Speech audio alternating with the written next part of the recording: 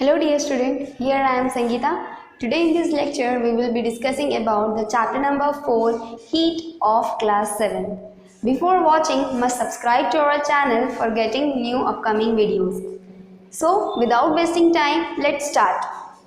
Chapter start करने से पहले आपको एक चैप्टर में क्वेश्चन पूछा गया है कि how do we know whether an object is hot और कोल्ड। हमें पता कैसे चलेगा कि एक्चुअली में चैप्टर का मोटिव जो है वही है कि ऑब्जेक्ट जो है वो उसका टेम्परेचर हाई है कि लो है कि हॉट है कि कोल्ड है, वो कैसे पता चलेगा उसके बारे में ही हमें इस चैप्टर में पढ़ना है।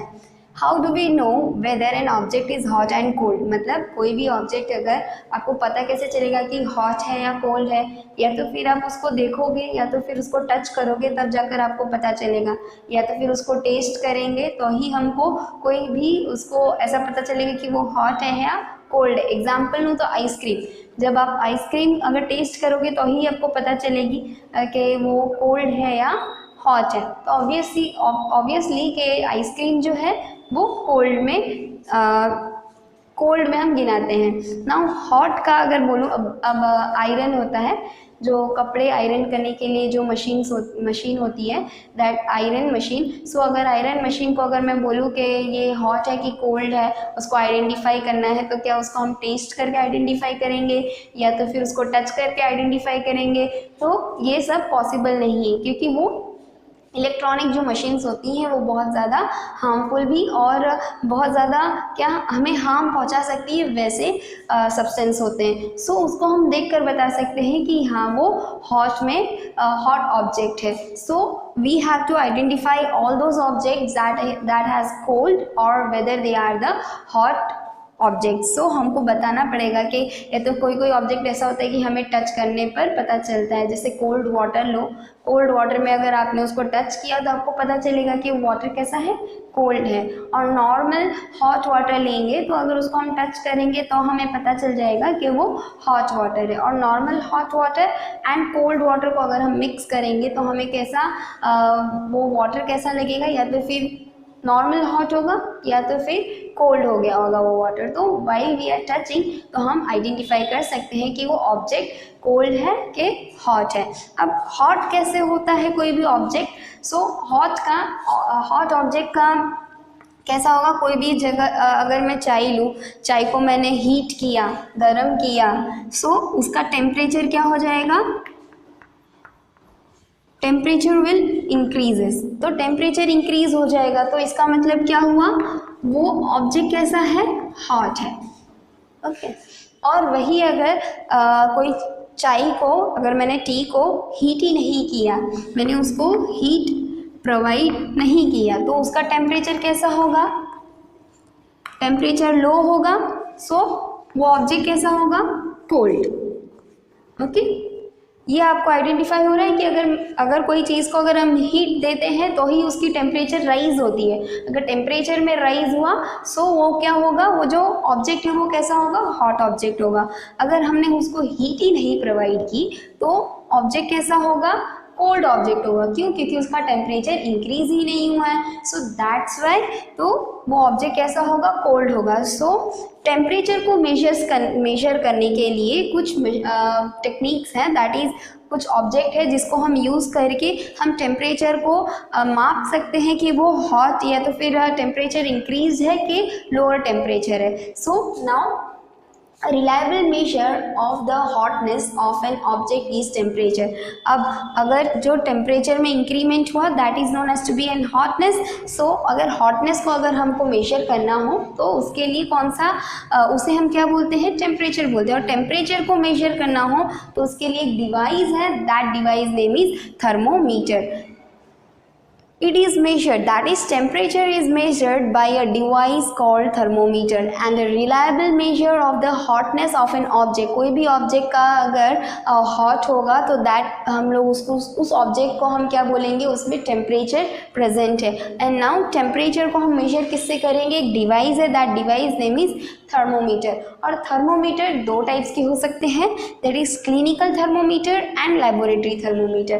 क्लिनिकल थर्मोमीटर हम अपने घर पे यूज़ करते हैं, और where is laboratory thermometer we are using in labs for measuring the temperatures of chemicals या तो फिर सोल्यूशन का हम मेजरमेंट करना होता है टेम्परेचर, सो हम तब कौन सा थर्मोमीटर यूज़ करते हैं, लेबोरेटरी थर्मोमीटर यूज़ करते हैं। And clinical thermometer mostly we are using at our home. क्यों एट अवर होम? क्योंकि कोई भी अगर हमें जब फीवर आ जाता है तो हम क्या यूज़ करते हैं, तो ताकि हम चेक कर सके कि हमारा फीवर कितने टेम्परेचर का है, तो हम उसके लिए क्लिनिकल थर्मोमीटर यूज़ करते हैं। अब क्लिनिकल थर्मोमीटर का हम थोड़ा बहुत डायग्राम कर लेते हैं। डायग्राम में या तो फिर क्लिनिकल थर्मोमीटर कैसा दिखाई देता है, उसका प्रिकॉशंस क्या होता है, ये सारी चीज़ें हम डिटेल में पढ़ेंगे। Now clinical thermometer, the thermometer that measure our body temperature, और clinical thermometer सिर्फ और सिर्फ हमारे body temperature को ही measure कर सकता है, हम solutions को इससे measure नहीं कर सकते। Be aware of that कि हम ओनली बॉडी टेम्परेचर को ही मेजर कर सकते हैं क्लिनिकल थर्मोमीटर से। अब क्लिनिकल थर्मोमीटर का हम डायग्राम देखते हैं कि क्लिनिकल थर्मोमीटर एक्चुअली में कैसा दिखाई देता है। ये पूरा उसका एक स्ट्रक्चर मैंने ड्रॉ किया हुआ है, दैट इज़ ये ग्लास ट्यूब। ये पूरा जो थर्मोमीटर है वो किससे बना हुआ रहता है, ग्लास से बना हुआ रहता है। इसके आगे एक ऐसा बल्ब पोर्शन है, ओके, ये बल्ब पोर्शन इसे बोला जाता है, और ये है ग्लास ट्यूब से बना हुआ है, और इसमें मेजरिंग दी है, so that measuring is in degree Celsius. वो डिग्री सेल्सियस में होता है और या तो फिर फ़ारेनहाइट में होता है। मोस्टली इंडिया में सेल्सियस वाले यूज़ ज़्यादा करते हैं, तो हम सेल्सियस में ही रीडिंग हम पढ़ेंगे, that is Celsius, degree Celsius या तो फिर फ़ारेनहाइट। और डिग्री सेल्सियस में कितना डिग्री होता है, that is from 35 degree Celsius to 42 degree Celsius. आपके घर पे क्लिनिकल थर्मोमीटर होगा तो आप उसमें देख सकते हो कि वहाँ पे उसमें मेजरिंग जो नंबर्स लिखी होगी वो 35 टू 42 डिग्री सेल्सियस ही लिखा होगा। नाउ ये जो बल्ब है इसके अंदर क्या प्रेजेंट है, मर्क्यूरी प्रेजेंट है, और इसके आगे एक मर्क्यूरी की एक लाइन जो है दैट इज़ जिसे हम बोलेंगे किंक। और वो किंक का क्या काम रहता है, आप अगर आपके घर पे क्लिनिकल थर्मोमीटर होगा तो आप अच्छे से विजिबल करना उसको कि एक लिक्विड लाइक पोर्शन जो है वो बल्ज पोर्शन जो है जस्ट मर्क्यूरी के बल्ब के जस्ट आगे ऐसे प्रेजेंट होगा, तो दैट इज़ अ किंक। और किंक का क्या काम होता है कि मर्क्यूरी का जो लेवल है वो अपने आप से नीचे ना गिरा दे या तो फिर अपने आप से उसको बढ़ा ना दे, that's why kink is there to level up the mercury. Now structure में हम पढ़ते हैं that is it consist of long narrow uniform glass tube. अब ग्लास ट्यूब है, लॉन्ग है एंड नैरो, ठीक है, लॉन्ग एंड नैरो है, और इसके बीच में एक क्या है, यूनिफॉर्म ग्लास ट्यूब। एक यूनिफॉर्म ग्लास ट्यूब मतलब एक सीरियल ही एक लिंक में ही हमने वो ग्लास ट्यूब को लिया गया है, तो that is known as to be uniform glass tube. Bulb at one end, मैंने जैसे बताया बल्ब एक एंड पे है। किंक है, किंक का क्या काम है, it prevents mercury level from falling on it own. अपने आप से जो मर्क्यूरी का जो लेवल होता है उसको वो नीचे ना गिरा दे, या तो फिर जैसे कि एग्जाम्पल है कभी हमको फीवर हो गया होता है तो हम जो क्लिनिकल थर्मोमीटर है अपने माउथ में रखते हैं मेजर करने के लिए हमारे बॉडी का टेम्परेचर कितना है। सो वो जो किंक है उससे पहले हम क्या करते हैं, क्लिनिकल थर्मोमीटर को थोड़ा सा शेक करेंगे, then we will be keep it in our mouth, तो ताकि जो किंक है वो अगर अपने आप से अगर उसकी जो मर्क्यूरी की लेवल जो हमने लास्ट टाइम अगर यूज़ किया हो, अगर उसका लेवल जो है वो अगर बढ़ गया होगा तो उसको हम 35 डिग्री सेल्सियस तक लेकर आ जाएंगे। और नॉर्मल बॉडी टेम्परेचर हमारा कितना होता है, that is 37 degree Celsius. Okay, so 37 degree Celsius होता है, तो अगर हम 35 तक लेकर आ जाए, अगर उसको शेक करेंगे तो ये शेक होने पर ये जो किंक है वो 35 तक आ जाएगा।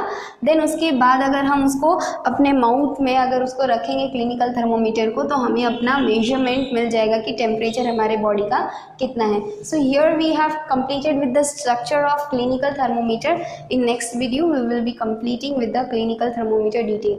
Thank you.